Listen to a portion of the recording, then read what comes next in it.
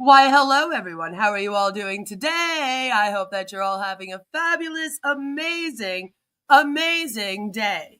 So today, I would really like to react to the Senate meeting from yesterday, June 25th, 2025, in relation to House Bill 162, which the Direct Selling Association is calling the Anti-MLM Bill. The anti-multi-level marketing bill. I like it. I like it. So I thought that we would just kind of refresh as to what's going on with it. What is it? We would react to the Senate meeting. I have hopefully fixed the audio of the meeting, and there's a lot that I have to say about it. There is an appearance from some people that you might recognize, so it's kind of cool. Good old Mr. Grimaldi was there. It was great fun. And then we would talk about what it means going forward. I did some research into how this will look going forward and how this will get passed after this, because at the end of the meeting, they just kind of say, all right, meeting adjourned. And we're left kind of going, what now?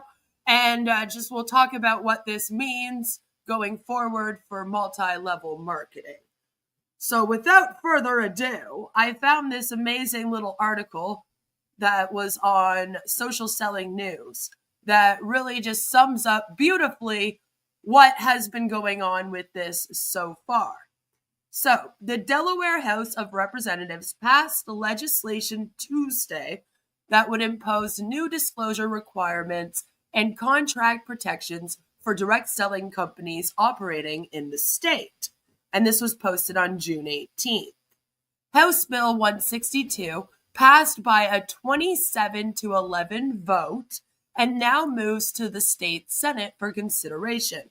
The bill, sponsored by Rep. Melanie Ross-Levin, D. District 10, would require direct selling companies to provide detailed earnings disclosures and allow participants to cancel contracts within the first 3 months. Under the legislation, companies would be required to disclose the percentage of participants who earn more than they invest. And the thing is, it would be like 100%. So they don't want to do that. Hello, Sam. Good to see you. They're kind of freaking out like, we don't want to do that. What the heck, So that's why they don't want it. But they would be required to disclose the percentage of participants who earn more than they invest, provide verified earnings statistics, and offer buyback guarantees for at least 90% of unsold inventory when participants cancel. The Direct Selling Association, the DSA, issued an advocacy alert Tuesday calling the legislation dangerous and precedent-setting, and urged Delaware-based distributors and everyone else to contact state senators to oppose the measure. This legislation directly impacts their freedom to earn, their right to choose, and their ability to build flexible, independent businesses, the DSA stated in its alert to member companies.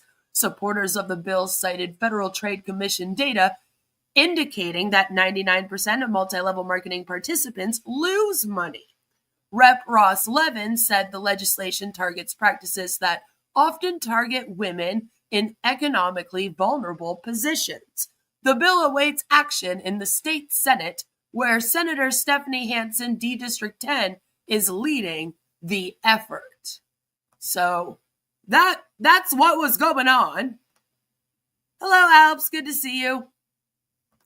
And so yesterday was the Senate meeting, and I have it with me here today. And hopefully we can hear it, and hopefully everything will go well with this. So I have only recorded the part about HB 162. They did about an hour going into a whole bunch of other bills that had nothing to do with this. And so I thought that I would spare us all that, and we would just get into the meeting, and then afterwards we'll talk about what happens next. Okay, move on to the last item on the agenda. House Substitute 1 for House Bill 162. We have under the sponsorship of Senator Hansen. Okay. All the committee timings worked out. It did. Crazy day. It was downstairs in my own committee meeting. Certainly want to welcome Representative Melanie Ross Levin to the chamber here. If you want to. I hear you. I also had a crazy day yesterday. It was 500 degrees here, and I was very sore. Go ahead. All right. Well, thank you, Mr. Chair. House Bill 162 pertains to multi-level distribution companies, also called MLMs. MLMs are direct selling or network marketing companies. They create revenue by using non-salaried independent distributors to sell products or services directly to customers. Common MLMs that you've probably heard of are Herbalife, Amway, Arbonne, LuLaRoe, Mary Kay, Pampered Chef, etc. If you want to be an independent distributor of an MLM, you generally pay a membership or recruitment fee, and you purchase the inventory with your own funds. MLMs often advertise themselves to potential distributors as a way to earn extra money. Work for yourself. Unfortunately, most distributors do not realize substantial earnings, and many end up with thousands of dollars of unsold inventory in their homes. That actually happens to my husband's first wife. My husband was a widower when we got married, and his first wife used to sell Arbonne. And she did that for a few years until they never made any money doing it, and then they ended up writing it off as a business loss for 2 years in a row before they decided they're just not going to do this. So it can be a tough business.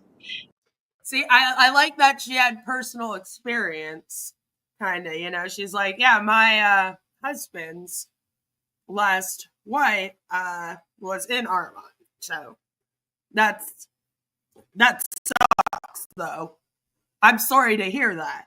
The FTC recently reviewed 70 MLMs and found that the vast majority of distributors earned less than $1,000 a year, which is about $84 a month on average. And that was not taking into account what you had to buy as far as buying the inventory. House Bill 162 provides several important consumer protections for people considering joining MLMs, including basic disclosure requirements, the ability to cancel a contract within 3 months, and sell back any inventory within 12 months. This bill creates a new chapter in the code for MLMs. It adds a definition of multi-level distribution company and multi-level marketing program. It requires multi-level distribution companies to provide prospective participants with a written disclosure before signing a contract. The disclosure must be updated quarterly, be written in clear and conspicuous language, and contain the following. It should say, disclosure required by Delaware law, and a disclaimer that the prospective signer has 3 months to cancel their contract after signing. The name of the seller or any parent company that will engage in transactions or accept responsibility for the program, that's also required. A statement of the initial payment required to join the program, as well as any inventory purchase requirements. A complete description of the compensation plan, including any inventory purchase requirements. A full and detailed description of the services the seller will provide to the participant. If the seller makes a claim about earnings or a range of earnings, it must also include a disclaimer of no guarantee of earnings or range of earnings can be made. A full and detailed description of any trainings promised by the seller. If the seller promises to place equipment or product in a store or other location for sale, the seller must disclose the details of this arrangement. If the seller advertises any sort of buyback arrangement or states that the initial payment is protected or secured, the seller must disclose the entire and precise nature of the arrangement.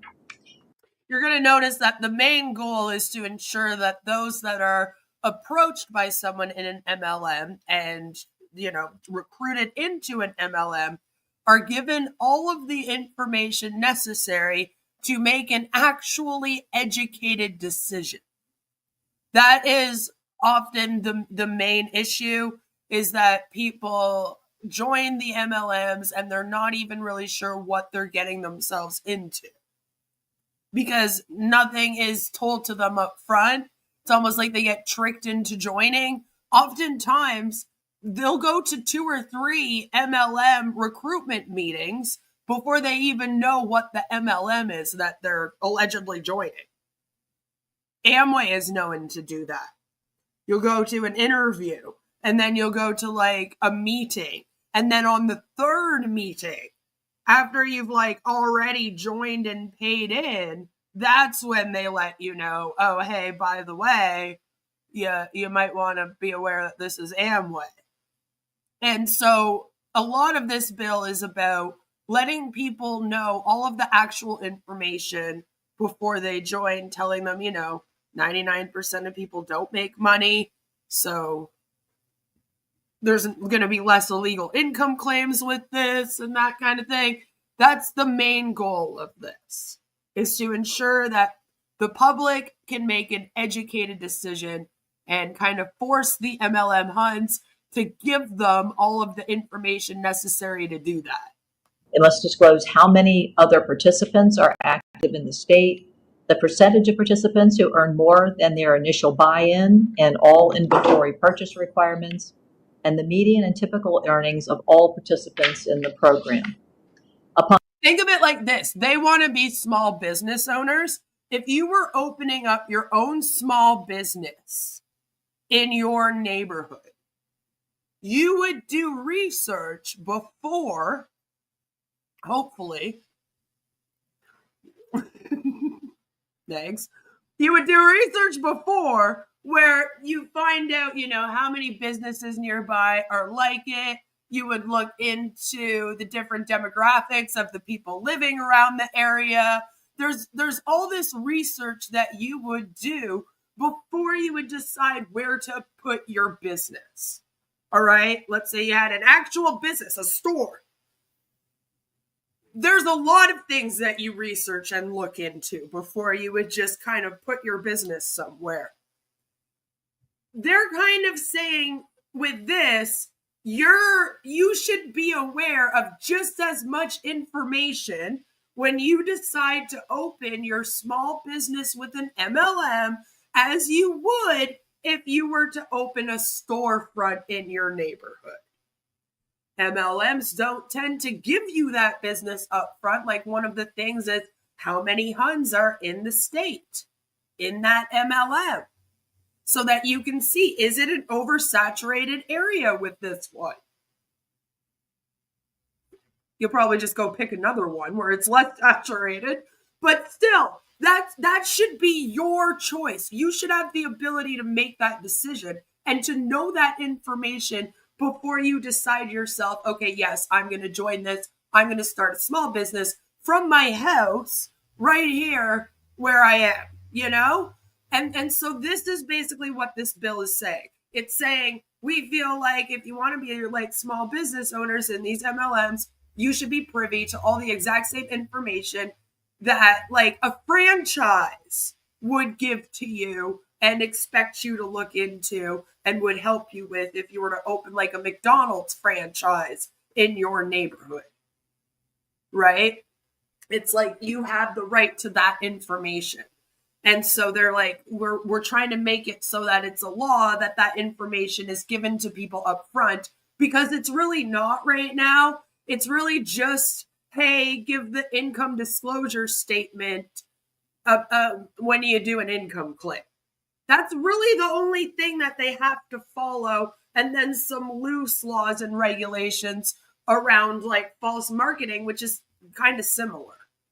Like with health claims, you have to say like this, I'm not a medical doctor and blah, blah, blah, blah. Like it's just giving little disclosures when you make those kinds of claims. That's really the only law with that right now. There is no law that says when someone recruits someone into an MLM, they have to tell them all of this information before the person makes the decision to join. And that's what this law is. Sam says, I have to go to a wedding in Canada tomorrow. Well, have fun. Weddings are awesome. I lost a good friend by asking some clarification questions about her Young Living oil consumption. Yeah, she was eating it, and I dare ask what it was made of. Yeah, that's a big thing.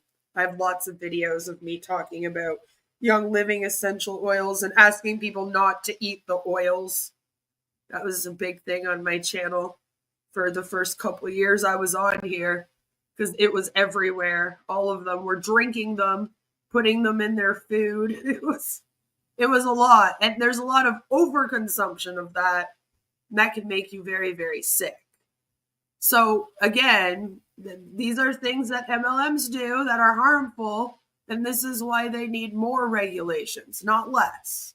And then the DSA, they suck. They don't do their jobs like they claim. They claim they're all about the ethics of direct selling and MLMs. But all of the MLMs and the DSA have been in trouble. So,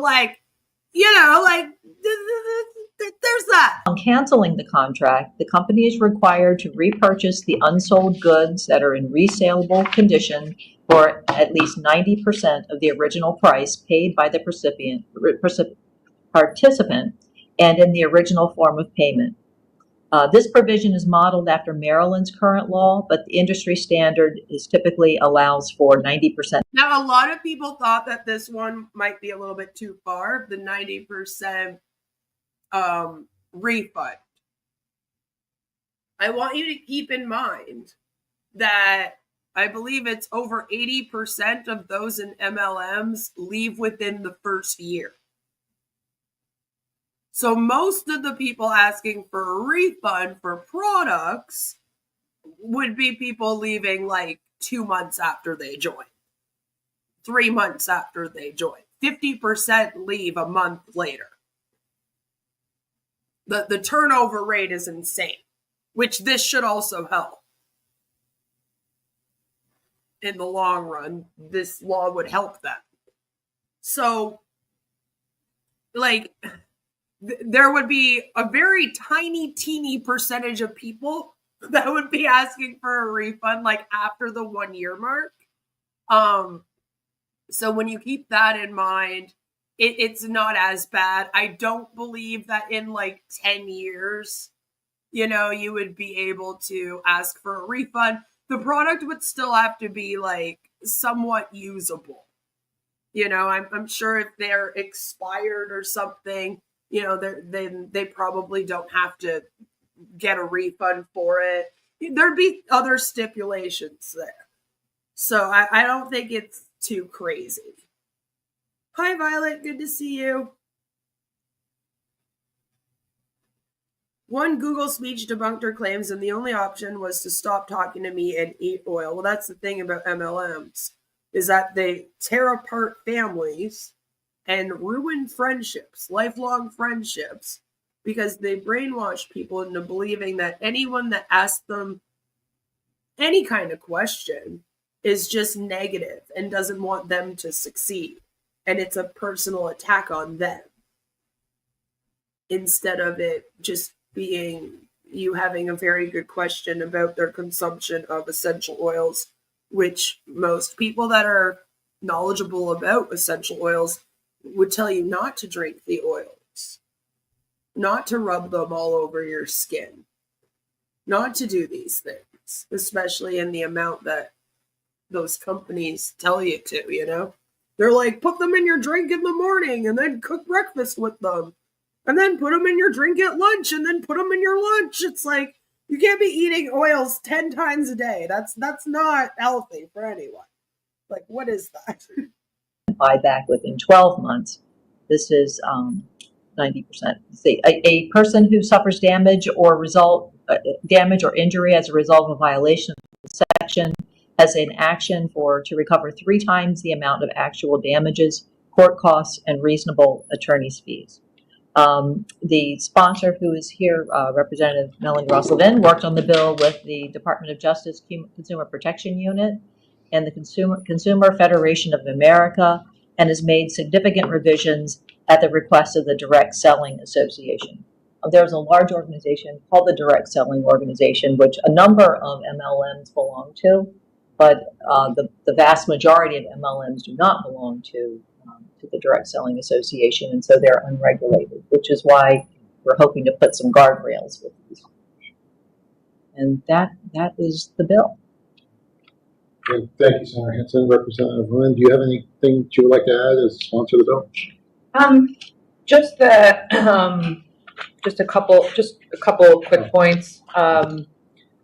One, the bill we've also worked with Classy, who is here today. We stand this girl, by the way. She's great. We have also, in terms of making the changes, we've made significant changes to the bill based on the Direct Selling Association's requests. And the other thing I wanted to flag is that this came from constituents. I received several messages from constituents who were stuck with $10,000 worth of inventory in their garage that they couldn't sell, and it was financially devastating to them. And so that's where this comes from. It just comes from the need to protect vulnerable folks that, if they get in this business and they do great, that's wonderful. This won't stop that, but it sets up some guardrails to protect vulnerable folks from being targeted by these companies. And I'm happy, if you want me to go through all the changes I made, I'm happy to do that. But we did make significant changes to the bill to accommodate the association. If you want to just give a quick highlight of that, and I guess I do have a question. Is multi-level marketing and direct selling interchangeable? Direct seller, I just from a terminology, because this is my committee hearing to deal with definitions and wording. I think we'd have to call on Professor Keep, who's online, to answer that question. Okay, well, we'll just wait a moment. If you do want to highlight a couple Senator Hanson. Yeah, I do want to just mention one other thing, because I neglected to mention when I spoke. There are letters of support for the legislation. I don't know if you have it in your packet. They come from the Military Officers Association of America, the Delaware Commission of Veterans Affairs, and the Delaware Veterans Incorporated. Apparently, spouses of veterans in the military, this is a very frequent issue with them. Yeah, so they approached me. It is, because the veterans, right, they oftentimes move around a lot. And so oftentimes, what's a business that the wives can do? Well, they say the MLMs are great for them because, you can do them from wherever. And it's gross. It's disgusting. Support the bill, and we have one of our commissioners here today to speak. They approached me to support the bill based on what they see on military bases and the targeting of military spouses. Okay. I do. I would like. If you do have somebody that can answer my question regarding terminology between direct seller and multi-level distribution, I guess is the right word. I just want to make sure I'm clear on that. So Sure. You said you have a witness. We have Professor Keep online. Bill Keep. If you could just answer the question. Yeah. That's all. I don't know if there's any other testimony. So he's rejoining as a panelist. If not, we have someone else in the room. Okay. Mr. Keep, you should be able to unmute. Yes, okay. Thank you very much. I can answer that question. Direct selling and multi-level marketing have become interchangeable terms. Okay. There's no rule or law that says a company who is doing direct selling must be structured in a multi-level marketing way. But over multiple decades, from say the late 60s into the 90s and early 2000s, firms that were called direct selling firms increasingly took on the multi-level marketing structure. So it is by far the dominant structure under that label called direct selling. Thank you. That's just why I just wanted some clarity on that. Mr. Chairman, do you have a question of the witness? Yeah, I do. Okay. Okay, so my question, can you hear me? Hopefully you can. So in this bill, there are so many guardrails, as the representative said. Why haven't they been kind of self-regulating before? The witness or the sponsors? For the witness. I've never wanted to scream so much at a question dropped in a Senate in all my life. What do you mean? We've been trying to make them all illegal, and they're apparently supposed to be self-regulating, but they fucking suck and self-regulate. Are you serious? Are you serious? I was so mad. Okay. I believe the industry would claim that they are regulated. I believe they would claim that they have been doing a good job monitoring what happens in their industry. They have faced multiple attempts at regulation, and they've been successful at defeating efforts to make the industry more responsive and more transparent. Okay, I'd like my name added to the bill as well. Okay. All right, thank you, Mr. Keep. Questions to the Senator Walsh? I'm just trying to wrap my hands around this. So there's probably some good actors in this as well, right? So this is a contract that somebody signs. Correct. So we're updating that contract is what we're doing here. Like they understand when they get into this what the business is about. Not always. Right? Yeah. Like That's kind of it could pan out, it could not pan out. Victim blaming. Right? And sales can be up, sales can be down. I get all that. So this is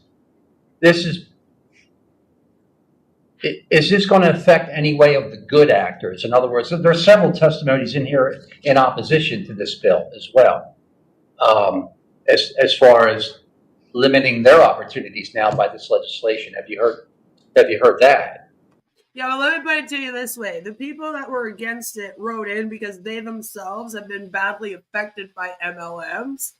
The people that are for it, like for you stopping the bill, I mean, are writing you in like, please, please, please listen to me.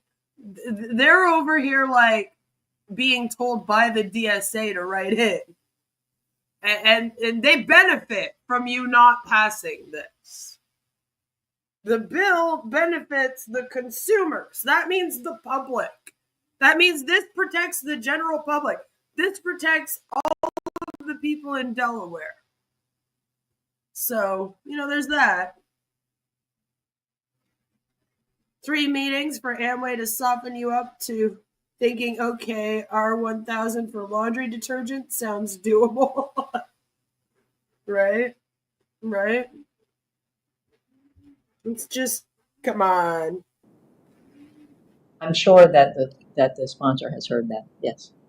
And if so, how does that hurt the good actors, if at all?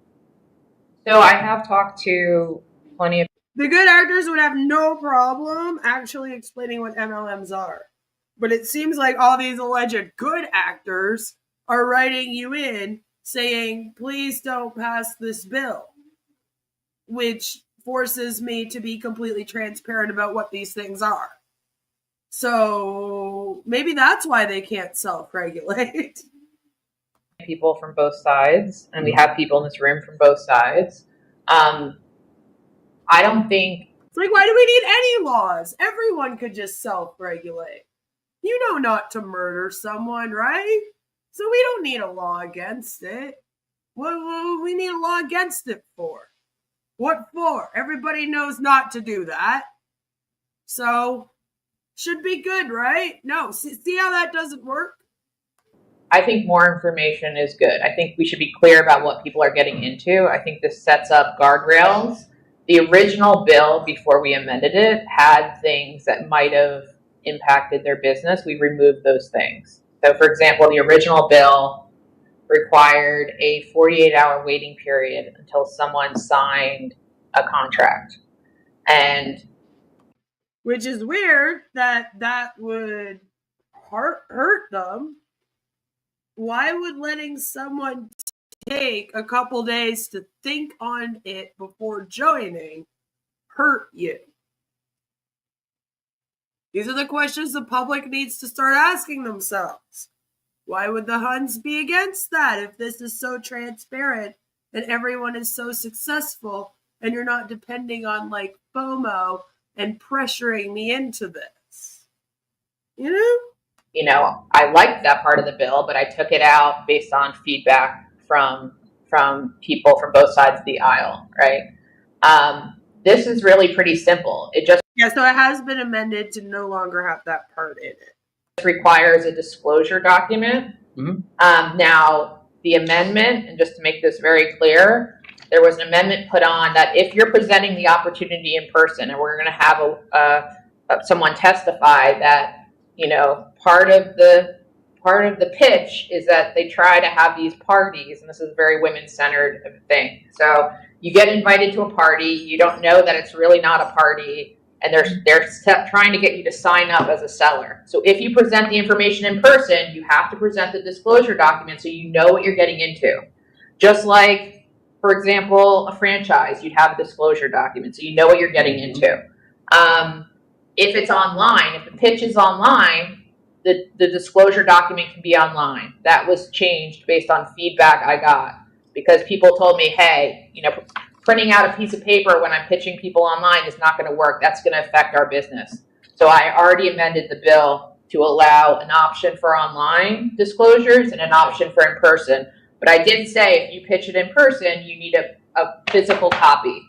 And then the other part of the bill that allows for people to recoup if they find out that, you know, let's say they send the inventory back, they never get their money back within the 12 months, which is part of what the DSA already asks for is 12 months. It's completely in line with what they ask for. Let's say they never get that money back, then they're allowed to, part of what I worked out with the AG's office is they had suggested putting in the bill that you can get lawyers' fees covered if you need to recover, because when you have violations that are under $10,000, essentially you can't get a lawyer, nobody will take your case, and that allows you to have some sort of justice, and they don't have the capacity to take those cases. So I included that in the bill. And then the other parts of the bill are really aligned with what the industry says they already do. That being said,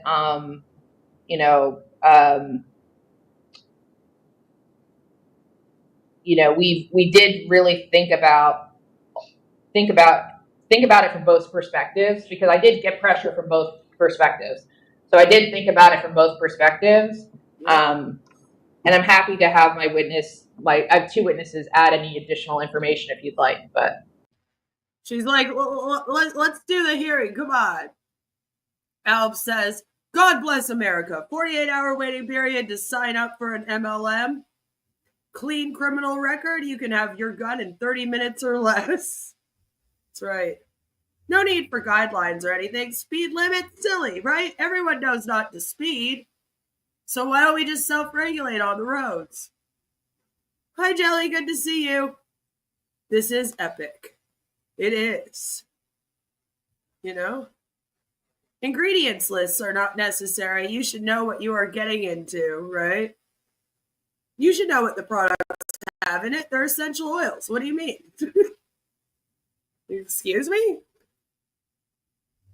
So do we feel that this is, Mr. Chair, do we feel that this is prevalent in this industry? Is it just a couple people that have reached out? Like, I'm just trying to get a grip, because I know I haven't heard anything about this. I know about the businesses. I'm just trying to feel like, is it? No, there's like over 1 million people in an multi-level marketing community, many of whom, in fact, most of whom have been personally affected, whether they themselves have been in an MLM, a family member, a friend of theirs, someone they knew from high school that drove them nuts on Facebook. And almost everyone has been affected by these in some way. And they're commercial cults. You know, that's like saying the people of Jonestown, they weren't victims. They knew what they were getting into, and they were drinking the Kool-Aid. You know? Which is why I usually call it a murder instead of the other S word that's often used to describe that incident. But it's the same way of thinking. Okay? You have to understand that it's a lot of brainwashing that goes on.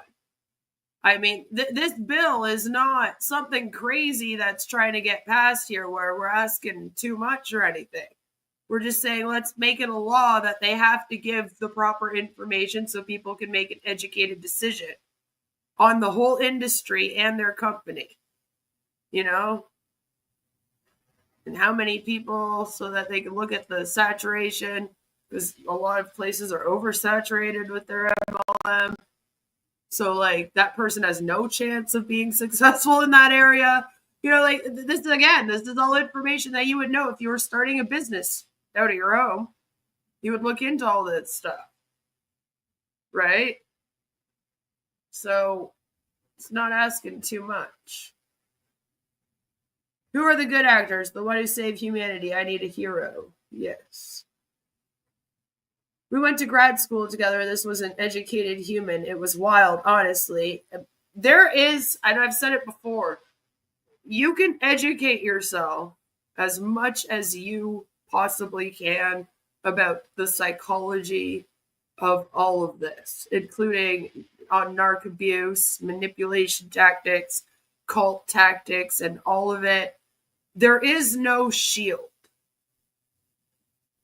I've fallen for manipulation tactics since having a channel where I speak out about manipulation tactics, because there is no shield.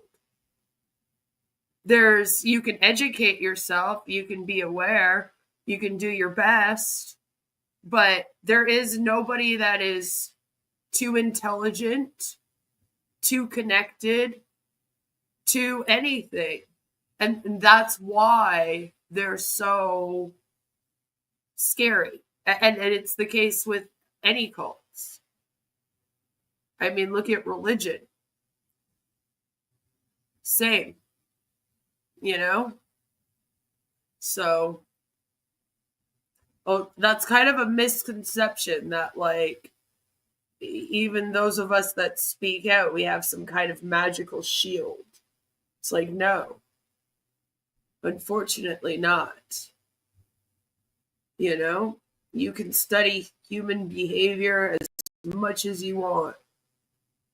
But the people that manipulate are oftentimes, that's their only gig, is knowing how to manipulate people.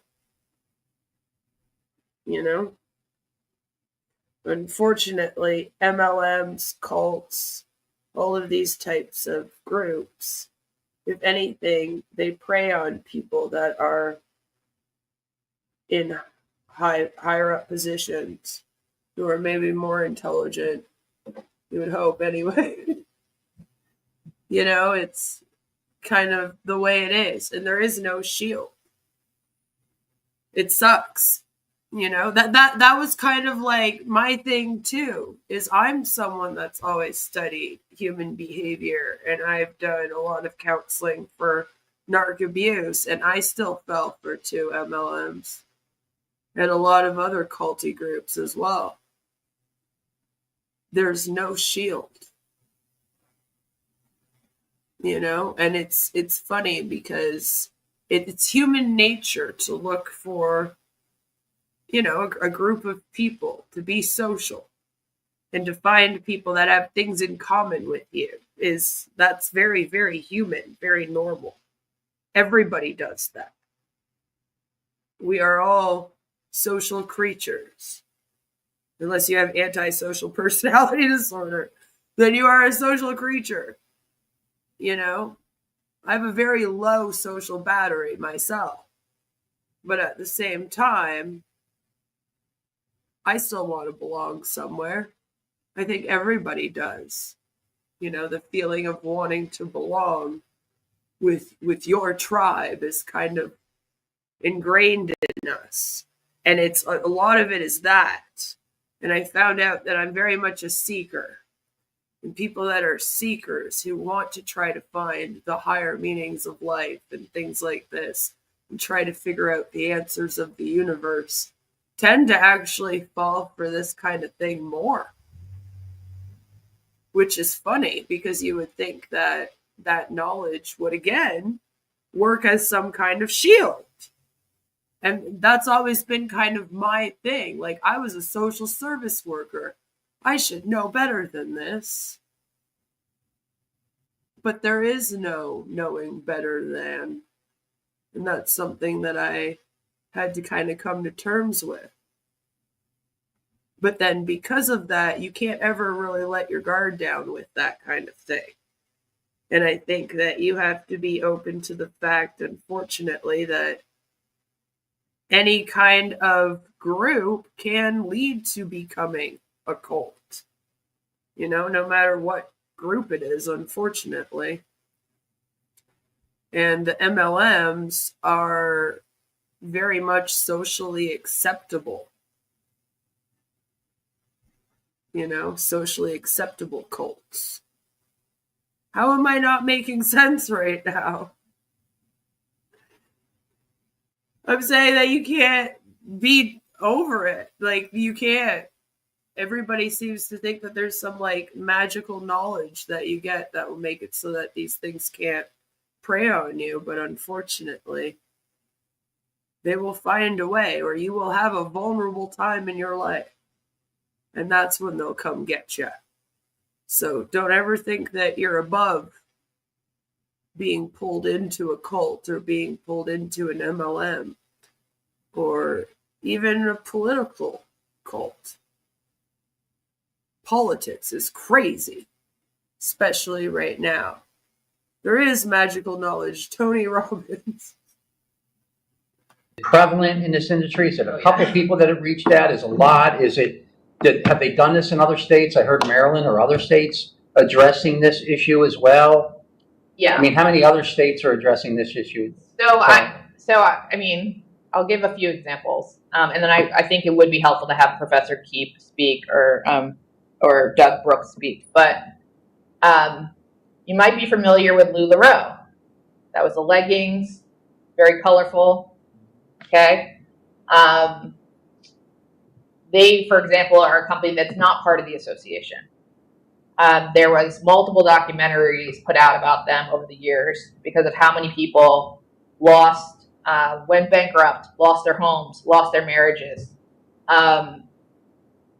If you go online and you Google unfortunately, I wish it wasn't so common, or people wouldn't have come to me randomly, which is why I have this bill. If you go online, there's Facebook groups.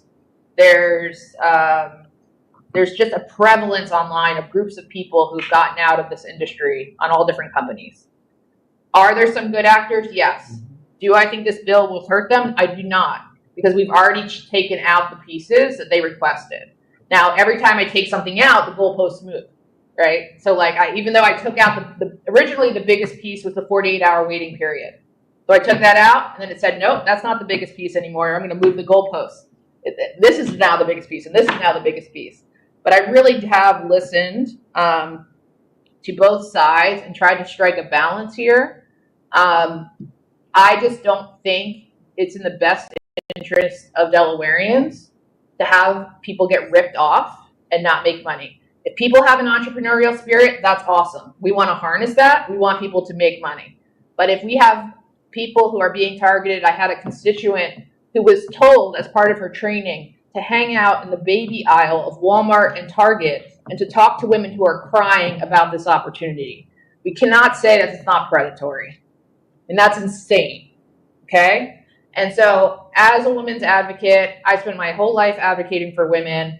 I see too many women losing money and spending lots and lots of time. And as many as we have people who, oppose the bill, I have people who support the bill, and several of them are in this room. So how many other states have done worker protection dealing with these? What's sad is that's only one story of predatory behavior.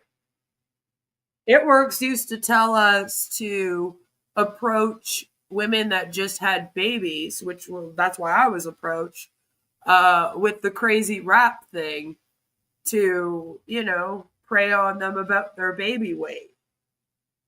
How is that not predatory? In a time when women can sometimes feel the worst about themselves. You just had your baby and some of the weight's still on you. Women oftentimes after having a baby, it's like all of the hormones dip. So a lot of people go into almost a depression afterwards. It's probably one of the hardest times for a woman. You know, she's happy she has her baby. All that stuff is great. But then there's a lot of other stuff going on with like your body. You know, you're looking in the mirror like, oh, I'm still in my maternity clothes. Some women have a very, very hard time with that. I kind of had fun with it. I'm not going to lie, because I had really big boobs for the first time in my life.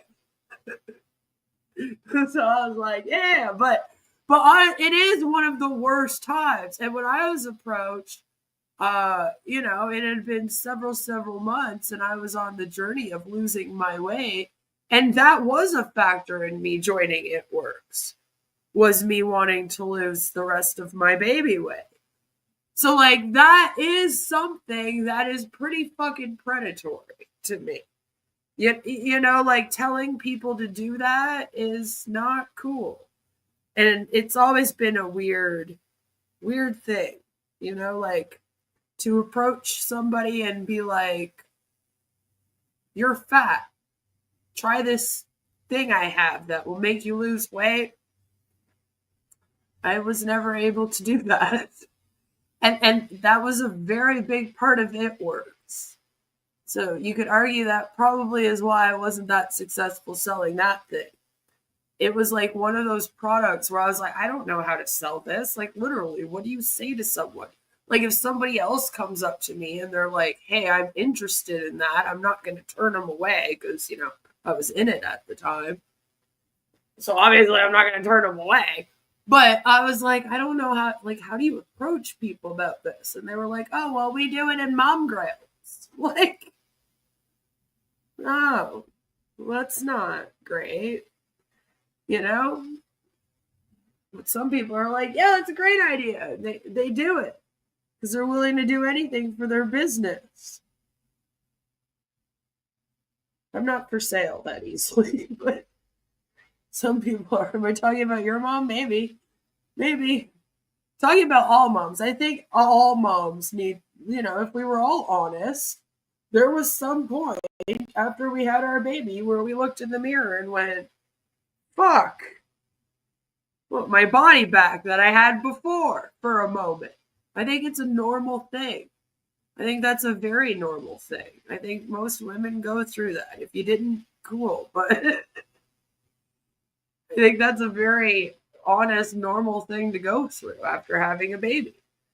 You know? And to prey on that moment, which is very vulnerable for women, it's just, it's gross. And again, that's just one other story.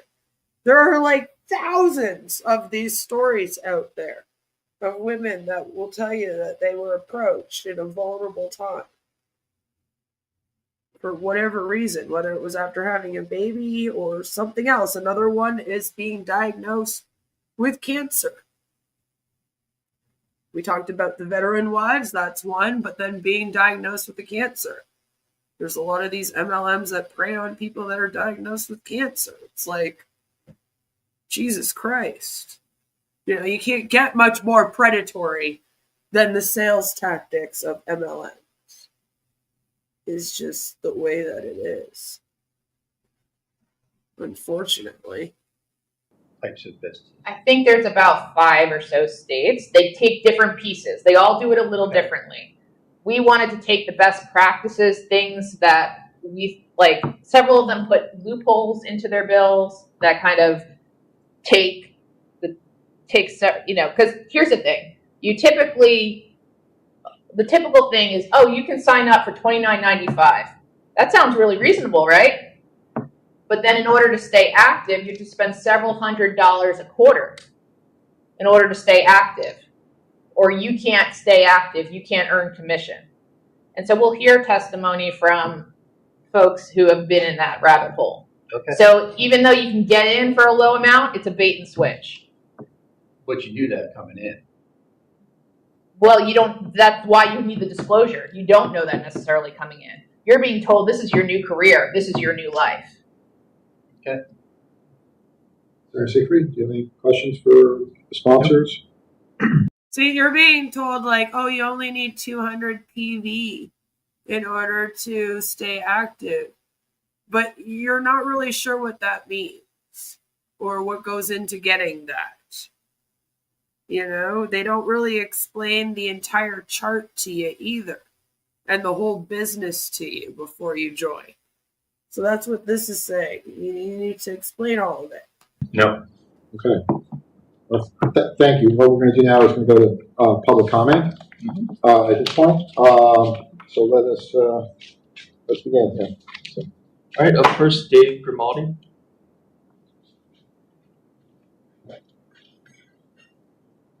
Dave. Dave. God, you heard me laughing when I was recording. I laughed so hard when it came up.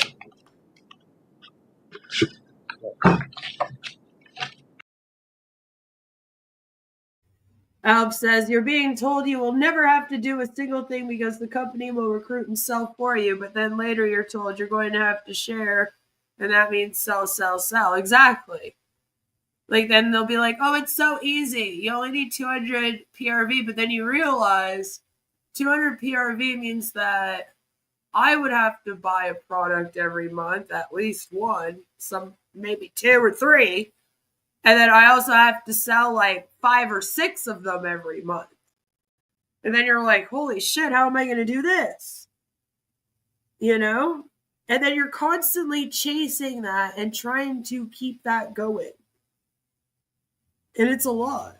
It's a lot of work. You're working like 40+ hour weeks and you're making $100 a month. You know, it's just, it's unfair.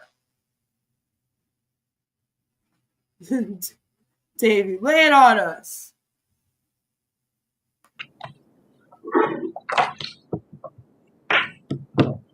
Thank you, Mr. Chairman. Brandon, thank you for having me today. I'm Dave Grimaldi. I am the CEO of the Direct Selling Association. Our companies and our sellers are the little engines of the American economy. Most of them are women. We are passionate about the power of relationships, entrepreneurialism, and consumer protection.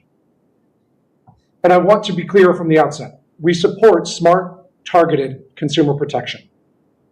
And on that point, we want to thank Representative Ross Levin and Senator Hansen for their collaboration and edits and their receptivity to our concerns with the original language. And Representative Ross Levin, let me just be very clear. The predatory practices that you talked about, we condemn them strongly and forthrightly. And we want to continue working with you and your colleagues to get this right. Direct sellers are responsible businesses that collectively support tens of thousands of jobs and generate billions in annual exports. This is a sector with real economic so performative, weight and real-world impact. We are proud of the over 42,000 Delaware residents who participate in direct selling and those contributions that amount to more than $143 million to the state's economy. We deeply respect the intent behind this legislation. But HB 162, even as amended, and we are grateful for the collaboration and the edits, still contains provisions that would harm the very consumers it aims to protect. Let me quickly explain why. First, the bill continues to allow compensation tied to recruitment. That's a red flag. Ethical companies that follow the DSA Code of Ethics only pay for product sales, not for adding names to a downline. If this legislation is truly trying to prevent bad actors, that loophole must be closed. Second, the required income disclosures, while well-meaning, can distort reality. A startup with 10 participants, where one person earns income, would be required to report that only 10% earned anything. And that's not deception, that's early stage growth. Blanket disclosures like this risk misleading consumers, more than they protect them. It is deception though, because then when you look into it, you realize that, yeah, maybe 1 out of 10 are making money if they're lucky. Third, by applying one-size-fits-all language to every company, as was discussed in the exchange earlier, regardless of how ethical, compliant, or small, it risks legalizing the worst behaviors while hamstringing the best actors. This industry already has meaningful oversight. The Direct Selling Self-Regulatory Council, or DSSRC, monitors income and product claims for truth and transparency. It has reviewed thousands of cases and referred the worst offenders to regulators. We collaborate with the Federal Trade Commission, and we will continue doing so. We're not asking to delay reform. We're asking to get it right for Delaware's entrepreneurs and its consumers. Thank you for allowing me to offer these comments today. Representative and Senator, thank you for collaborating. Okay, next, John Whitelaw. The way he was like, thank you for collaborating, he's trying to make it sound like he actually is like, oh, thank you for collaborating with me on this. I had just as much to do with this as you. But no, it wasn't a collaboration. You got all mad at what they were proposing, and then to basically shut you up a little bit, they were like, okay, we'll agree to some of your stuff and amend some things. But then you were still pissed off, and you were like, rah, the bill, it's gonna get us. Like, Jesus Christ, Dave, the way you acted. Did y'all get that? Reality is going to distort reality. That's right. Speaking of MLM, have you ever heard of Filter Queens, a vacuum MLM from your childhood? No, I haven't. I'll have to look into that. That sounds interesting.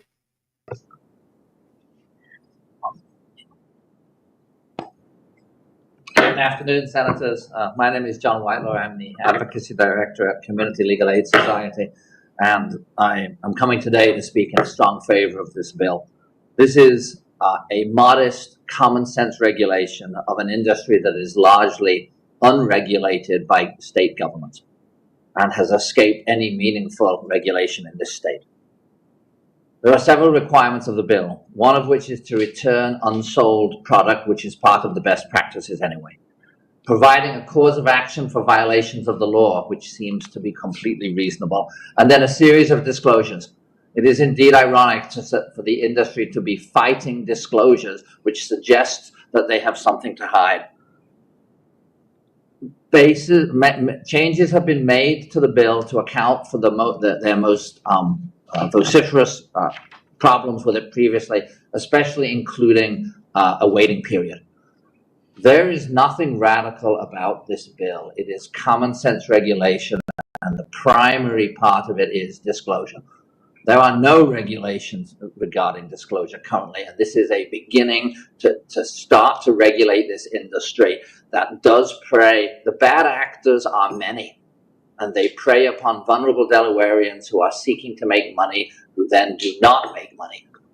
This bill will not harm the good actors.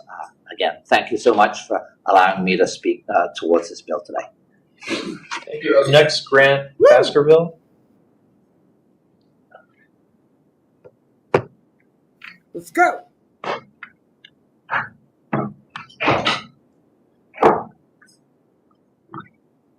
Good afternoon. I want to thank the chair and members of the committee, Representative Ross Levine. I chair a coalition of 12 direct selling companies that collectively support over 38,000 jobs. That's people working in US manufacturing, product development, R&D, marketing, and other key functions. These folks work to power millions of independent direct selling distributors across the US. And just as another point to reinforce, these companies generate about $6.3 billion in annual exports, supporting US economic prosperity. While we understand and appreciate the stated intent of HB 162, we have serious concerns regarding the bill's scope, unintended consequences, and enforceability. I'm hopeful of connecting with Representative Ross Levine today to discuss an alternate version of the bill that I feel, or our industry feels, addresses the representative's concerns. I just want to share with you, our member companies already adhere to best industry standards. So that includes flexible and fair returns policies, 100% return within 30 days. That's retail industry standard. No minimum purchase or recruitment requirements, so no inventory loading, product sale quotas, or recruitment targets. They have low-cost, accessible sign-up, so registration costs anywhere between $25 to $112. If you compare that to a Costco membership, that costs up to $139, Amazon, or $130. Amazon Prime is $139. They have simple, any-time cancellation policies. Comparing this to a Costco membership is insulting. That's ridiculous to me. It's not the same. When I get a Costco membership, they don't then tell me that I have to go and get as many other people that I know to also get a Costco membership, and that I have to buy a certain amount from Costco in order for my membership to stay active, sir. Whereas that's what MLMs do. That's insulting, and it's almost insulting to the intelligence of the people at the Senate. Like, they would think that that's the same thing. As part of their contracts, distributors can cancel at any time for any reason, and then transparent earnings disclosures. So they publish the average earnings and compensation plans and make that publicly available. The third thing that Dave Grimaldi highlighted is third-party oversight. Right? I've never lost a friend to Costco. Never. Exactly. Speaking with a forked tongue. Mm-hmm. So all our members support and participate in the Direct Selling Self-Regulatory Council. That's a Better Business Bureau national program that monitors product and income claims for truth and transparency. In summing up, if the goal is to pass proportionate and enforceable effective legislation, we urge the committee to focus on actors that don't comply with best industry. It's amazing how the SEC and FTC keep suing companies for illegal medical and income claims with, all of this great stuff going on that you're talking about here, huh? Standards, rather than tarnishing the entire industry.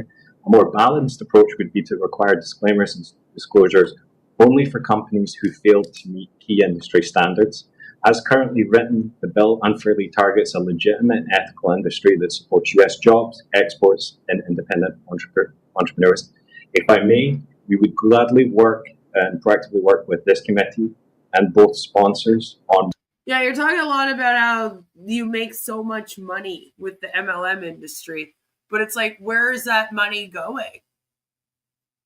Because the MLM distributors are lucky if they're making $100 a month. So, do you get that money? Where does that money go? Reasonable amendments that recognize best practice. Specifically, if a company has a 30 days returns policy, no minimum purchase requirements, no recruitment requirements, anytime, any reason cancellation policy, and they publish earnings disclosure and a compensation plan, and they commit to engage with the DSSRC.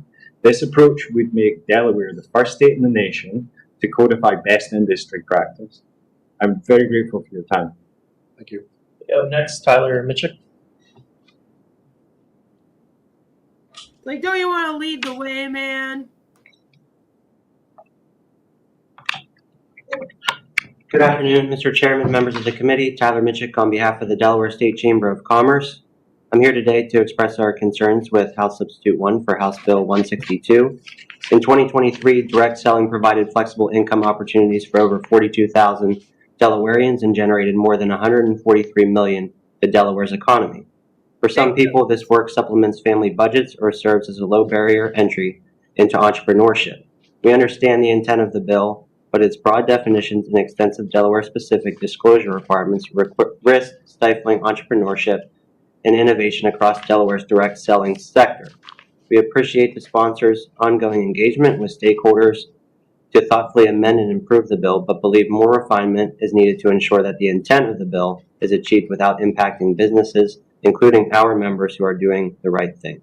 We kindly ask the committee to not release the bill. Thank you. Thank you. Tyler, up next, Richard Rambo.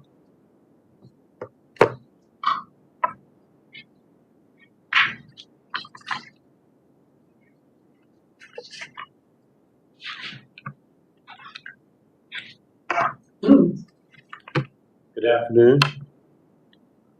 Thank you for this opportunity to speak today. My name is Commissioner Richard Rambo, and I am here on behalf of the Delaware Commission of Veterans Affairs to express our strong support for HS1 for HB 162 with House Amendment 2. This bill is not just legislative housekeeping, it is a statement of principle. It signals that Delaware will not run a blind eye into predatory tactics often masked as opportunity, particularly those aimed at veterans navigating post-service life. HB 162 gives us the tools to better regulate multi-level marketing entities, requiring transparency in earnings, disclosures, and strengthening consumer protections, and helping ensure individuals that are misled by false promises. Too often, we see schemes that exploit military service as a marketing tool, framing products or business opportunities as patriotic or community-driven. Behind the red, white, and blue branding, it is often a financial model built on unrealistic recruitment quotas, hidden cost, and personal risk. Veterans deserve better than to have their trust and sense of duty weaponized against them. House Bill 162 is grounded in accountability. It doesn't outlaw all MLMs. It simply ensures the rules are clear and fair. It reflects Delaware's commitment to protecting those who have served and safeguarding their path to economic stability. As a state, we pride ourselves in meaningful support for our veteran community, not just symbolic gestures, but real protections that honor their service. This legislation lives up to that legacy. On behalf of the Delaware Commission of Veterans Affairs, I urge you to move 162 forward and stand behind the veterans who have stood for all of us. Thank you. Thank you. Okay, up next, Pass the bill for the veterans in Delaware. They're really asking you to, you know? They're saying, hey, we've been preyed on by these things. Please pass this bill. So, listen to your veterans. I feel like they're important. Just saying. Paula Randazzo.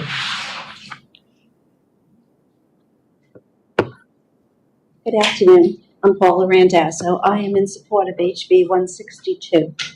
I have to amend what I'm going to say because I cut it kind of short, but in listening to them speak, I realized that I needed to put in here that, well, first, Jelly says, this man is my hero.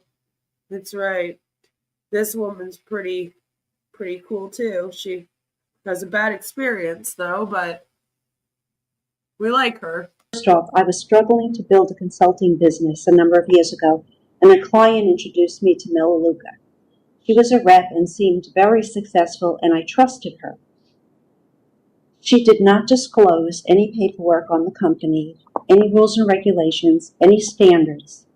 It was done in a party atmosphere with music and drinks and fruit and all of this. My husband was there. That's another good thing that I want to bring up. The drinks. You know? A lot of MLMs, they don't have a rule like if someone's intoxicated, don't sign them up. I'm just saying, they really don't though. So at a lot of the parties, people are drinking. So their inhibitions are down. That does happen quite often. Lots of wine at these mom parties for Tupperware and Avon and Scentsy and whatnot. And it's just maybe not something that we talk about enough on here. Maybe that's our fault. But it is really a thing. And whenever I've worked in direct sales, that's always been a rule. You know, if I've worked in sales, calling on the phone, going door to door, out on the street, whatever I've done it all. That's always been a thing, that if the person seems intoxicated, all right, then it's not ethical to sign them up, and you're not supposed to continue with the sale. You know, if you're going door to door, be like, oh, I'll come back tomorrow or earlier on in the day, dude. Because that happened to me a couple times, even when I was working at like lawn care, selling lawn care. And you show up at someone's door at like 5 p.m. They just got off work. It's the summertime, or they've been off work Friday for like an hour or two, you know. They've gotten into the beers already, you know, and you got to kind of go, oh, all right, man. Well, I see you've already started today, you know. I can come look at your lawn and take some notes, but I'll have to come back tomorrow to have a chat, because it's like you can't be doing that. And if you sign them up and then the next day they wake up to all this paperwork saying that you signed them up for something, they call your place of work and they complain about you, you're losing your job. Because that's a big no-no. That's not, and again, that's not something that's really talked about over here. I've never ever read in the policy for an MLM like anything about don't sign people up if they're intoxicated. And over again, I've heard stories of people being like, yeah, I was at a Sensi party and there was wine. And then I signed up. And now I'm just kind of here because I want to get cheap stuff. And they said, you know, I get the discount and everything. That's a story that I've heard 1,000 times. So you just a lot of unethical business practices happen in MLMs that would not be okay in any other direct selling place of work.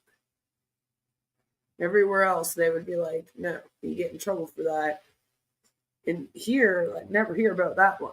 So I just found it interesting that she brought up, you know, I was at a party, Melaleuca, very bad MLM. I think Jelly says, boo! It really is, right? It's not ethical, no. And she was like, you know, there were drinks. Yeah, there tend to be drinks at these parties. You know, usually wine. So I just thought I'd add to that. I ended up investing hundreds of dollars up front on products. Every month, I found out I was required to buy hundreds more to stay in the program, which I continued to do because I had already invested money into this program. I had to then get others to sign up under me, which would in turn be under her. And those people would be expected to do the same, and so on and so on. The rep accompanied me to new people so she could do the presentation. So I didn't actually know how the presentations went. I was also not to tell them that she was coming with me, which angered people, and I ended up getting yelled at. I also lost family because of it, which I've never seen again. We visited a cousin. The rep pressured her for hours to sign up. 12 hours later, at 6 in the morning, my cousin contacted me. She wanted to cancel. I contacted the rep. She was not allowed to cancel. She was charged already, and the products were on their way. Sometime during the night, all this happened.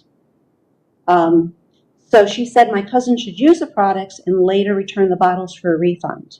Just hoping to keep her going in the whole process. Again, this is just one story of thousands of stories just like this one, especially when it comes to trying to get returns, right?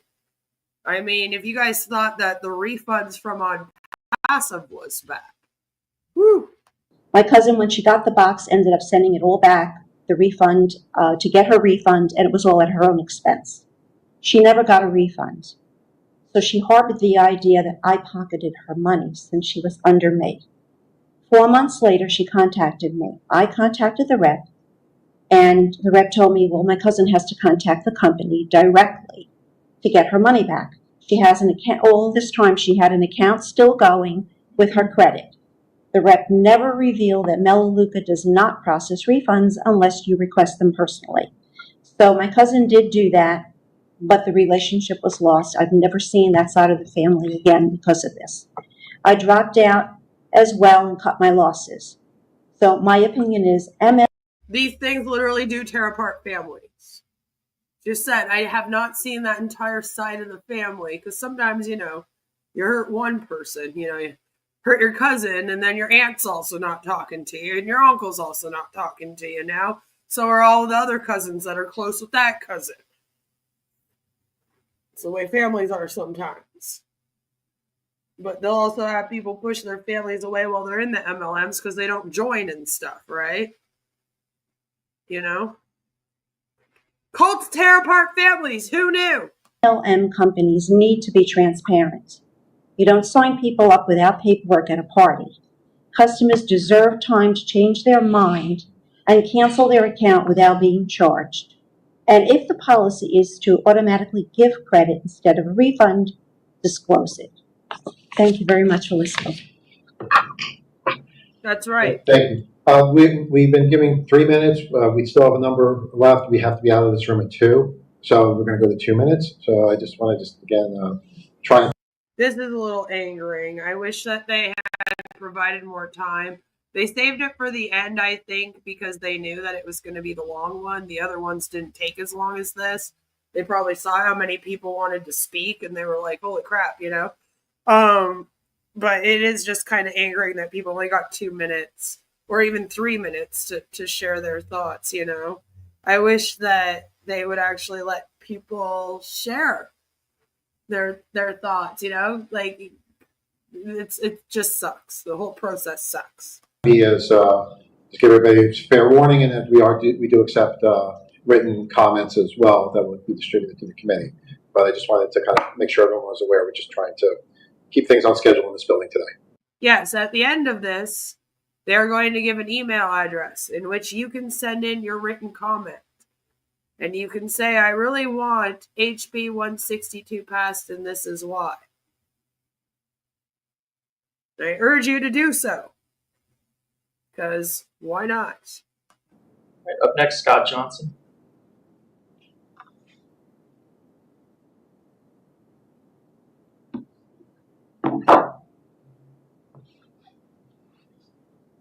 Thank you.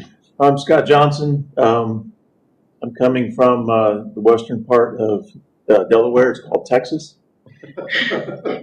And thank you for the welcoming Texas weather today. I appreciate it. Please. Delaware. Now, it's funny because at the start of this guy speaking, you'll see David really likes him. David's like, oh, it's a guy in a suit. He's probably on our side. He's making a joke about how he's from Texas. He'll be on our side. And he's laughing along with him. Watch how quickly this changes. Just watch. Is the first state. I would like it to be the first state to have good MLM laws. I spent a dozen years in Amway, lost about $200,000 to $250,000 to overpriced products and what I call the tool scam. Dave's face just drops. The second he's like, I spent about a dozen years in Amway, and I lost about $250,000.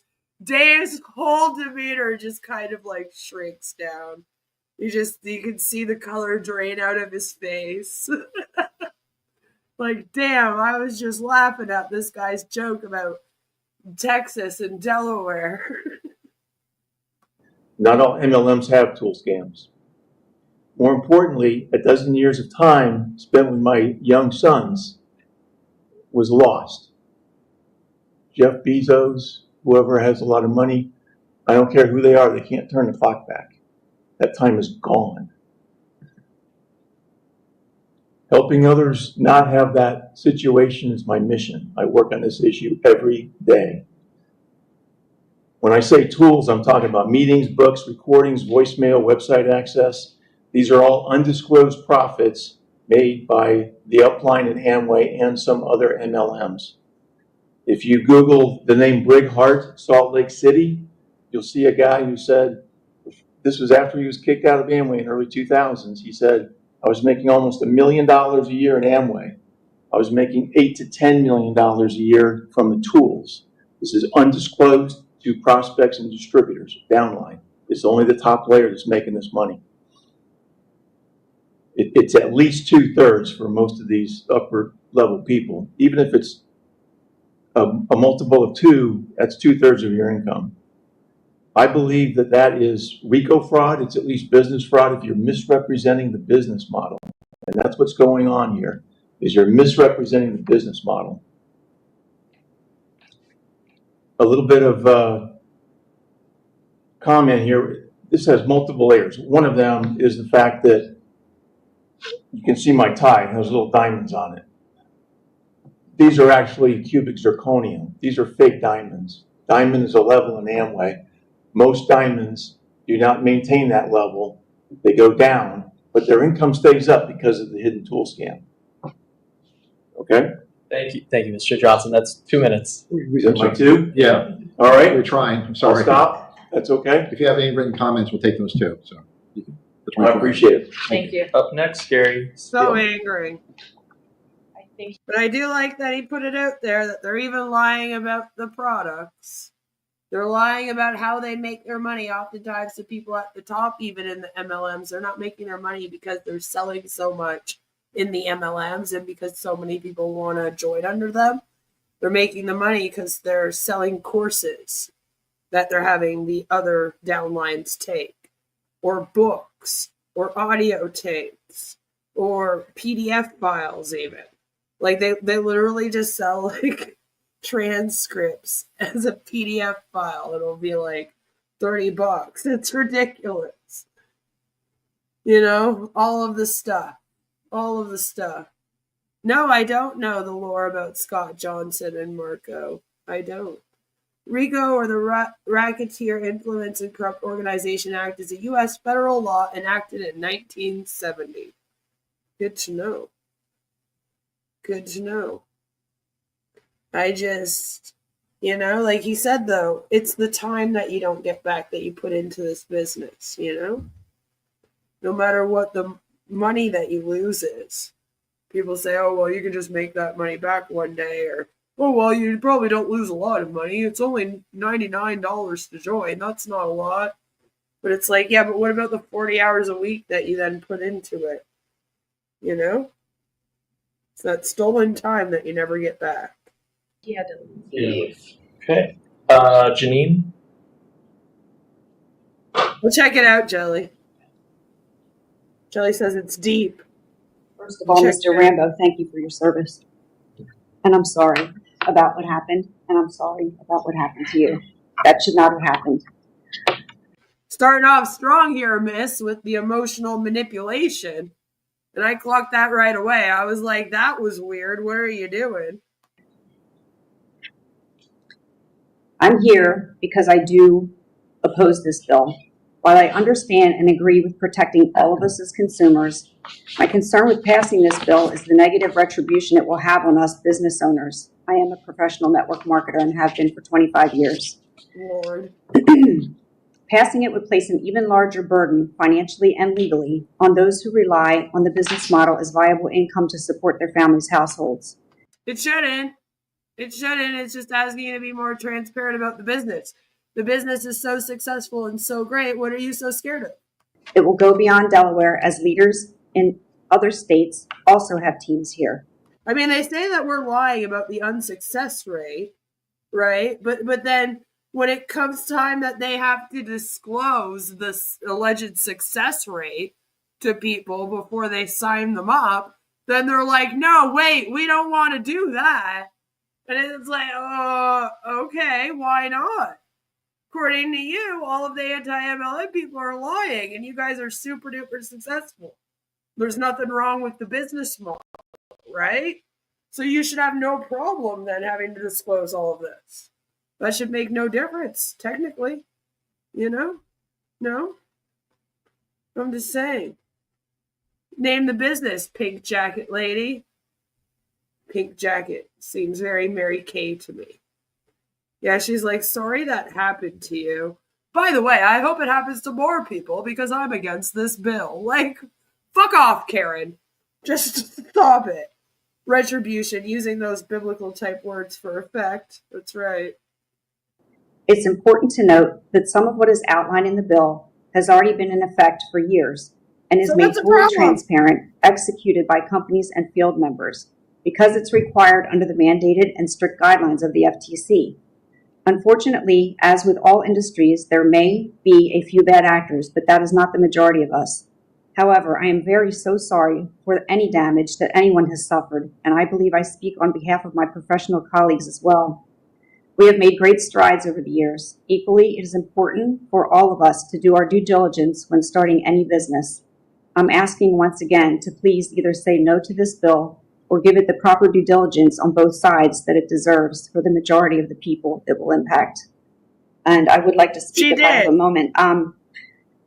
In terms of our veterans, that's very wrong. And I'm so sorry that you feel that you were targeted that way. That is not how it should have worked out. We truly have a heart and passion for the people that we want to help. And we provide training to help people understand exactly how this profession works. To that point, a company that I represent. Yeah, you provide training to help them understand how the profession works, but you have to join it in order to be a part of the training. Right?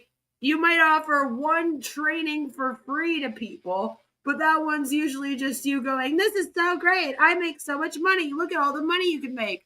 Our products are amazing. It's not actually explaining anything. Before you can explain anything, you have to already have joined. So that we're asking you to explain it before people join. You know? Yeah, I'm sorry you feel you were targeted. That wasn't supposed to happen. Well, it did. And they were targeted. They were. Distributors are told to seek out people that are, in the Army, in the military, in the Navy, etc., etc., etc. Go seek them out. They got to move around a lot, so their wives need work from home. Most of them get into MLMs. Go, go, go. It's a thing. Just like they tell you to, go speak to pregnant ladies about the crazy rap thing. Or like that one lady brought up, go and talk to the girls in the baby section at the Walmart. Like, this happens way too much. To the point where we have to make better laws to ensure it stops happening. Represented actually works hand in hand with Mission 22. Are you familiar with that, sir? Mission 22? That's the nonprofit veteran agency, and it's labeled 22 because 22 people commit suicide every day. And we have partnered with them, a network marketing company, to help provide supplements that help these people who struggle with trauma. So it is my request. So you seek out people that had trauma from being a vet, right? From being in the Army. They probably saw awful, awful traumatic things. You seek them out, and then you say, now buy our product so that we can help you with your trauma? Ew. Gross. That's super predatory. Why don't you tell us more about how you target veterans yourself personally with your company, and then go on to say that it should have never happened? Super intelligent. Good job. That we not pass this bill, but maybe work together and see if we can find some ways to make it good for everyone. Thank you. Okay, now going to virtual public comment. There's evil.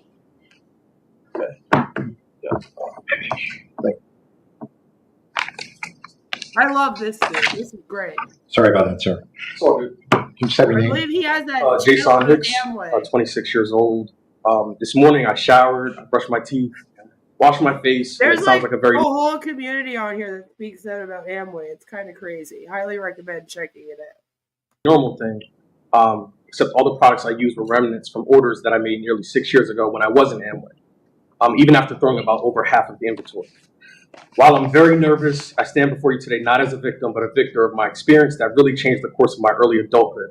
At 18 years old, due to a proposed opportunity to help others and reach financial freedom, what I got instead was $15,000 in losses, countless hours spent trying to meet monthly volume goals, and pressure to recruit others in a very flawed system.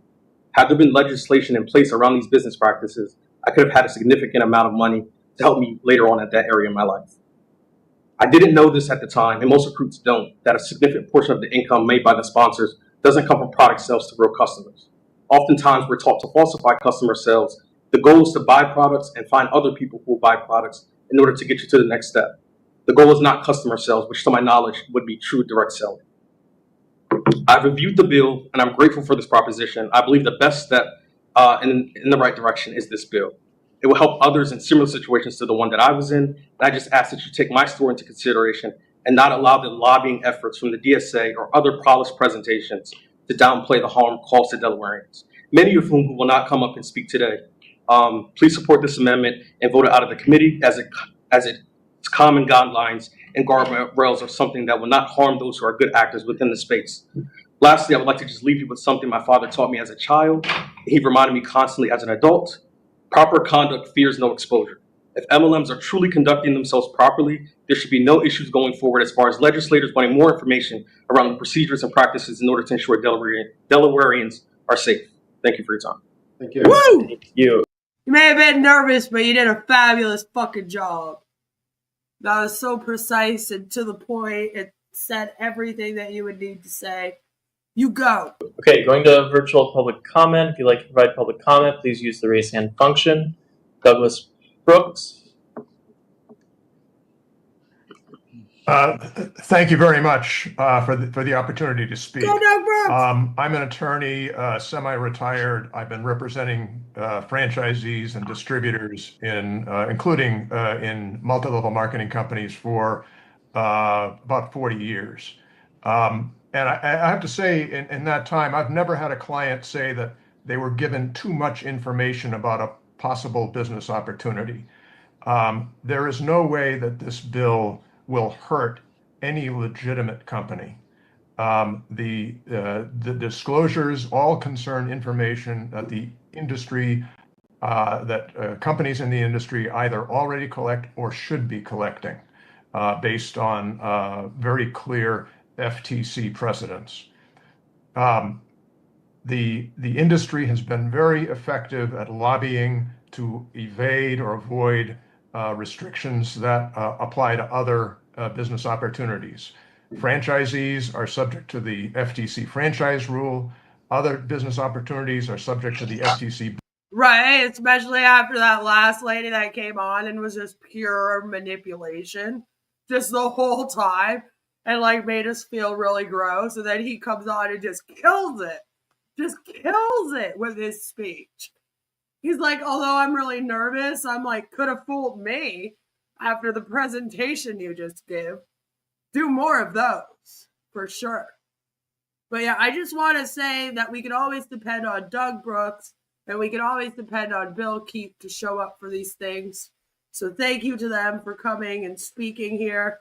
They also did a fabulous job. And to everyone else that came and spoke in support of the bill. It's been a fun watch. It's been a fun watch. But I can definitely get it for us. Business opportunity rule, but the MLM industry has managed to avoid being covered by those rules. This bill takes a modest step towards providing key information for prospective business owners. And I should add, we've heard from the DSA and the implication that members of the DSA shouldn't be covered by this.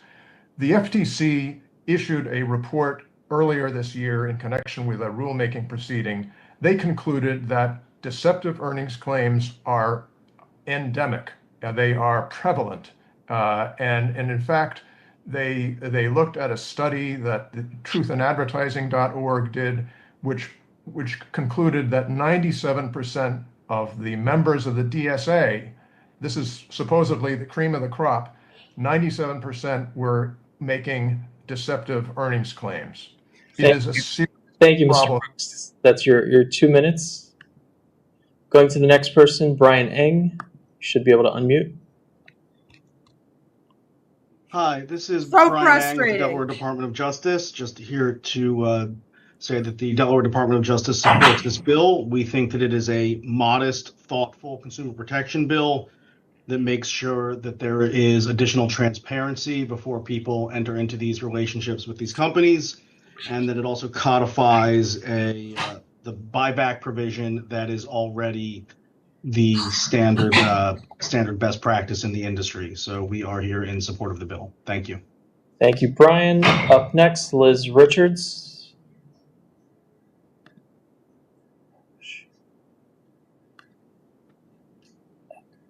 Hi, my name is Liz Richards. I'm a Wilmington mom of 2 toddlers testifying in favor of House Bill 162. The cost of living for working families is high and rising. The cost of childcare, healthcare, mortgage, or rent make it increasingly difficult for families to get by on a single income. And indeed, they prey on that a lot. 60% of American households are dual income earners. Women who still disproportionately shoulder caregiving responsibilities are understandably looking for flexibility to work from home and generate that income. But Delaware needs protections to ensure that these hardships are not exacerbated by opportunistic bad actors that take advantage of this dynamic for their own profit. According to Direct Selling News, multi-level marketing is a $35 billion industry. I've heard other figures like that today for Delaware, but according to the Federal Trade Commission, participants, or as someone referred to earlier as the economic engine of this industry, almost never make a profit. So I don't think I've heard that challenge today, and it begs the question, where are those profits going? I personally know many women who have been in MLMs. It's pretty ubiquitous. I think many of the people today have reiterated that. Money is a valuable resource, so is time, especially for exhausted working parents. And Delawareans deserve reasonable guardrails to protect their paychecks. And See, I'm with Liz. I'm like, where's all that money going? Because it's not going to the distributors like they seem to claim. Protect their hard-earned income and to protect them from predatory bad actors. We need to protect that. Delaware families just can't afford it. When I first heard that, I thought she said bad asses. And I kind of giggled to myself, but then I realized that she said bad actors, but they're also badass assholes, bad assholes, I'd say. Thank you. Thank you, Liz. And up last, William Keep. Woo, should be able to unmute. Thank you. I'll begin by asking the committee members to review my letter to Representative Ross Levin. Markets are most efficient when there's access to access to information. Markets that lack information misallocate resources. The MLM or direct selling industry has fought all efforts to increase transparency, an industry where the vast majority of participants end financially worse off.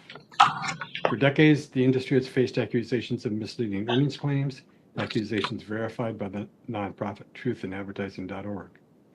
The industry requires recruits to commit to achieving difficult-to-sustain purchase volumes and to adhere to complex, difficult-to-understand policies and procedures, while year after year funneling income upline to a minuscule number of repeat winners. As noted, the FTC found that many MLM participants receive no income, and among those who earn income, the vast majority earned less than $84 per month before expenses.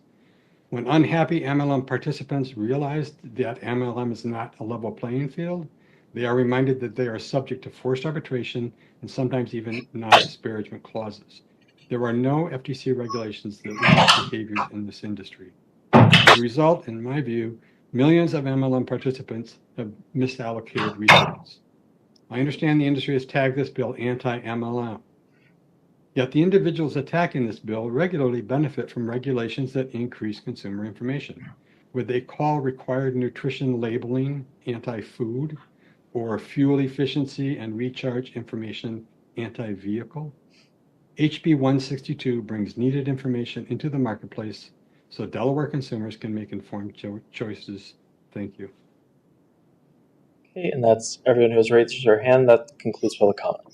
Thank you. And again, just a reminder for everyone that we do accept written public comments. You can email them directly to us at Senate Banking Business Insurance, all one word, Senate Banking Business Insurance at Delaware.gov. So that's Senate Banking Business Insurance at Delaware.gov.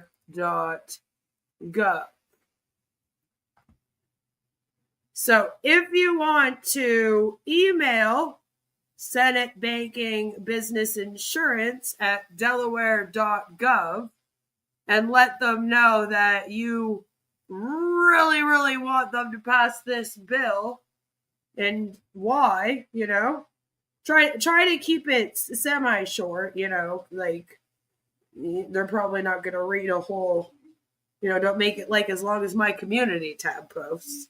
But it would be nice if you would, just kind of send in an email and just say, I really need you to pass this bill, please, because it's a precedented bill, and that's really good. We want that to happen.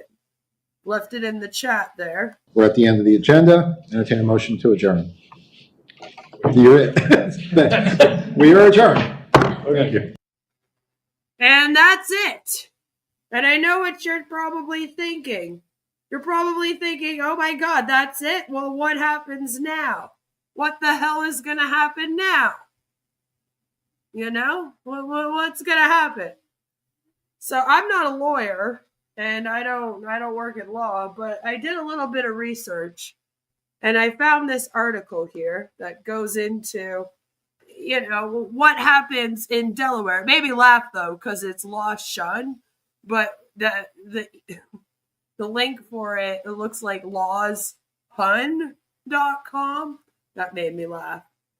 But I just thought we would read through this quickly because it says, after the committee hearing and deliberations, the committee will vote on whether to release the bill from the committee. So that's why Jason Hicks said, I please urge you to vote that you release the bill from the committee.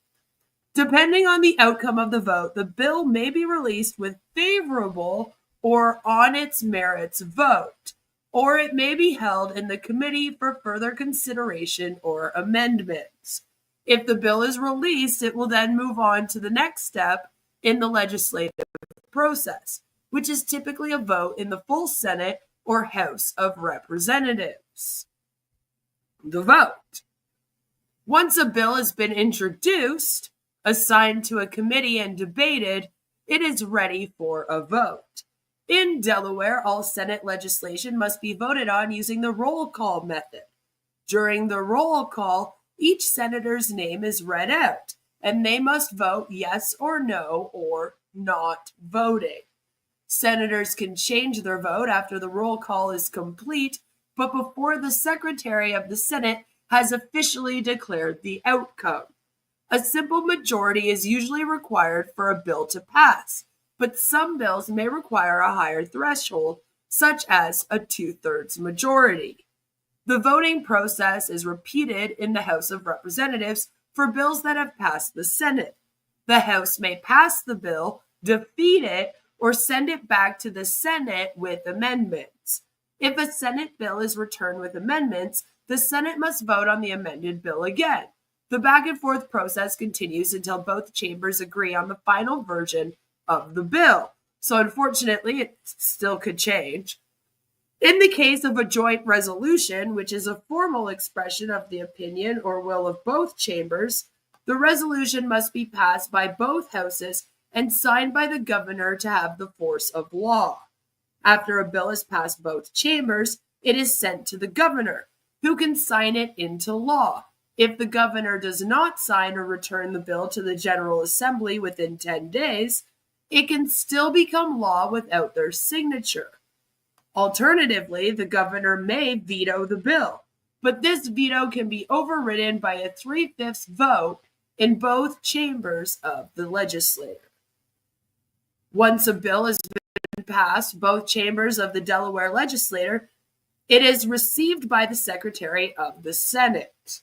So it has to be passed in both chambers, and then the Secretary of the Senate gets it. The bill can then become law in one of 3 ways. The first way is that the governor signs the bill into law. The second way is that if the governor does not return the bill to the General Assembly within 10 days, it can be enacted without a signature.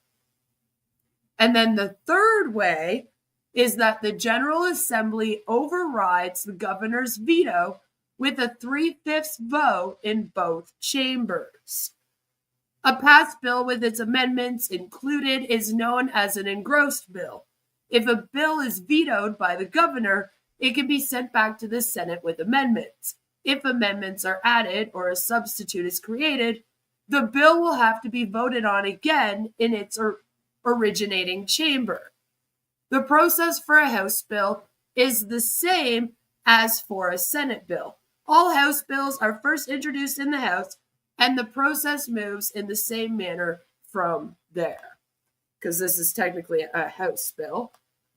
So I think that kind of explains a little bit more. So it will be voted on, and it will either leave the committee or, like I just said. So there's still a bit of a process, and hopefully we'll know something in the next few weeks. I don't think it will be before that, though.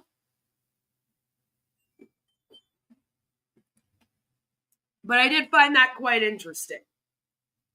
I have written in, I'm probably going to write it again now to this email here. And again, I urge you to do the same and just let them know that you want the bill to be passed. And the reason why we want this bill to be passed is because it is a precedented bill. And you're probably like, well, what does that mean? Well, I'm glad you asked. So what does it mean if HB 162 passes, and why it's a big deal? If House Bill 162 passes in Delaware, it would become one of the first laws in the United States to directly regulate multi-level marketing, MLM companies, in a way that targets the recruitment-based business model. That's huge. Massive, as they'd say it on passive, right? So what the bill does, it forces MLMs to clearly disclose income claims with verified data, requires transparency on how much money people actually earn, not just flashy top earner stories. It prevents deceptive practices that target vulnerable individuals with false promises of financial freedom. And it holds MLMs accountable for overpromising and under-delivering, which is why the DSA is freaking out so much, right? So why it's precedent setting? Delaware is home to many corporations. Over 60% of Fortune 500 companies are incorporated there. So if Delaware passes this, it sends a loud message to the rest of the country. It creates a template for other states to follow, just like landmark privacy or labor laws that start in one state and spread nationally. HB 162 could be the first domino, and we want that. It could push federal lawmakers and regulators like the FTC to take stronger action against MLMs, which we also want. And it would signal that legislators are finally listening to victims of MLM scams, consumer advocates, and whistleblowers like myself. So that would just be good news, especially listening to the victims of MLMs. It's about time that they had a voice. Give them their voice. In simple terms, if this bill passes, it's not just a win for Delaware, it's a win for every consumer in the U.S. Do you buy? Do you buy stuff? Do you live in the USA? This bill being passed is a win for you then. Yes, you watching this at home right now. This passes, you win. It means the tide is turning.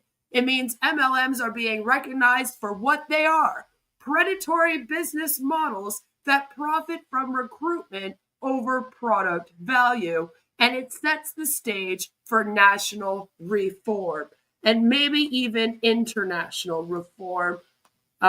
You'll have to just wait and see.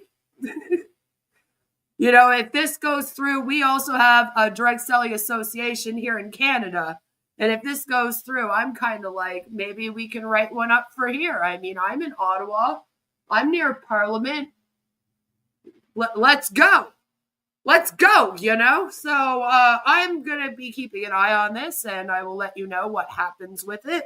I just wanted to come on here and show you guys the Senate meeting. I know that Julie Anderson reacted to it. Definitely go and check that out as well. You're going to want to hear all of her thoughts on that. But I wanted to say some things and I had to fix the sound because I am deaf. So hopefully you could hear everyone. I know that some of it was very, very low. There was nothing I could do about that. I turned my volume on my computer. I have extra support for volume because I am hard of hearing. So I used that in order to record it so that we could all hear. Is basically what happened. So because of that, I hope that you guys were able to hear like all of it. I did keep the closed captioning up in case you couldn't. So hopefully, if you watch that on her channel and you watch this on mine, you should definitely know every single word of this meeting and what happened here. This is a national law, though. It only affects Delaware. I'm not sure this topic is getting a lot of play in most other states. It definitely won't go anywhere nationally. Well, it may not unless we push it to. See, we're going to try to get it to. That's what our plan is. We pass it here first, and then we pass it elsewhere. And apparently Delaware is the place that sets the stage, according to all of my research. So, I think we got to try. The people on the MLM caucus and the federal government are way too well funded by the industry for this sort of thing to go national. Well, that's what we're taking on here, though, right? I mean, in that case, Albs, I guess we should all just pack it up and go home. I mean, what's the point in the SEC even suing on passive then? Right? Like I don't see it as, it's lost because they're well funded up there. They may be well funded, but the anti-MLM community is really, really loud. And we have a lot of really big voices. And we have a lot of people like me that really know how to get attention. So I'm hoping that we can really push this through. Delaware is close to DC. I mean, we can try. What would this mean for MLMs established in Delaware? Well, it would mean that they would have to follow the laws more. So they would have to do all of these disclosures. And it wouldn't really change anything. Because according to them, their business is great. And everyone makes money and it's very easy. And so successful. So it shouldn't change anything. All it would mean is that they would have to explain more and show some more disclosures. That's really all it is. So it might make the sales process a little bit longer, or the recruiting process, I should say. Technically, more the recruiting process a little longer. Because they would have to actually explain everything in it, which they should be doing anyway. So it's kind of like one of those things where we're putting this in as a law, but it's all things that they should have already been doing. And according to them, they had been doing it. So when they started to freak out about it, it was a little bit like, oh, so are you admitting then that you don't want to do any of this stuff? And that you try your best not to? And that you look for loopholes so you don't have to follow these regulations? And that now having this bill on top of the FTC would make it nearly impossible for the people in Delaware to not follow all of these regulations? So now you're against it all of a sudden? It was a little weird. That's why even when they were explaining the bill, they said a lot of it is really just us enforcing further what they even say they already do. So I don't know what they're complaining about then. There's only a couple things we're adding, and they're more in terms of the buyback, the 90% buyback rate, and then basically some more disclosures, which they would have to disclose how many people in the state are in that MLM so that you knew how saturated it was. And then they would have to disclose the actual earning of the people there. That's really all it changes. Would they only have to follow the rules for people in Delaware? Yes. If this passes in Delaware, only the people in Delaware have to follow the bill. That's why we want it to pass in Delaware, so that we can then take it and go elsewhere. Now, as stated in the meeting, there are about 5 or 6 other states that have similar bills. So it's not like Delaware's the only one that has a bill like this. It's just theirs is a little bit more strict. It's the first time we're asking for the refund thing. And it's the first time that we really are saying you have to explain the business in full and show the number of people in the company in this state. So it's a little bit more strict, and that's kind of what they're complaining about, I guess. So, but we want to take that and then try to see if we can get something similar, if not the same thing, passed, right? Because once it passes, then we can kind of use it to be like, well, they passed this in Delaware, and they passed this in Maryland, and they passed this. You know, it just, all of it helps. All of it helps, you know? You know? So that's kind of what we're hoping for. And I hope that going forward, we'll be able to do all of that. You know, well, we got to just kind of take it as it comes. Right now, there's nothing much we can do here other than write an email to the email that I have provided here, Senate Banking Business Insurance at delaware.gov, and let them know you want them to pass the bill. And then after that, we just got to kind of wait and hope for the best and see what happens. And when we do know what happens with it, I will be sure to come and let all of you know. Thank you so much for coming and hanging out with me today for us to go through that. I'm going to end this here because I do want to try to keep this under 2 hours in hopes that more people watch it, because I saw some people saying that Julie's video was a little bit long on it. And I was kind of like, okay, we'll get a shorter version up. So hopefully more people will see this and they will write an email and say, please pass this bill. We're hoping for the best. Thanks again to everyone that showed up to speak to the Senate. You were all fabulously amazing, and we appreciate you. And to everyone that's written in so far, you all rock. There will not be a Friday tomorrow because I have plans, but I'm hoping there will be one the following Friday. As I said, it's going to be more bi-weekly during the summer. So I'll see you guys all next week. There might be a video in between. We'll see how it goes. But thanks again. And have a fabulous weekend, everyone.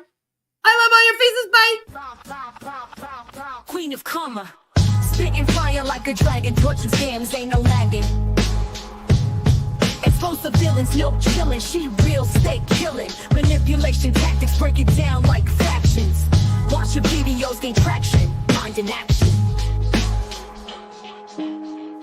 Up to her channel, truth candle burning bright, illuminating dark corners, bringing scams to light. Queen of karma, grinding day and night, unveil the schemes, make the world right. My mentality, she dissecting the madness, all some realness. Teach you how to stop the fakes, dodging all the ill stress. Her words piercing like arrows, no shadows.